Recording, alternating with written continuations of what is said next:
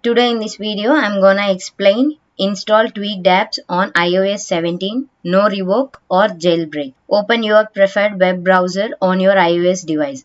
Search for Apple P12 Telegram to find the Telegram group. Join the Telegram group where you can find the apps, tweaks, installer tricks, and links for installation. Once you have joined the group, look for the links to be assigned apps download. Scroll through the group posts to find the assigned installer link. Click on the assigned installation link provided in the Telegram group. After clicking the link, you will be directed to the installation page. Look for the installation button with green font and click on it. Follow the prompts to install the assigned app. Once the assigned app is installed, open it. Agree to import the certificate from Telegram. Go back to the Telegram group to find the certificate for signing your app. Scroll through the group post to find the certificate. Save the certificate to your device file.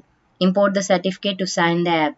Make sure the import is successful. Search for the IPA version of the app you want to install. You can do this by searching on search engine like Google. Once you have the IPA file, import it into the assigned app. Swipe to access the apps tab. Click on signature to install the tweaked app.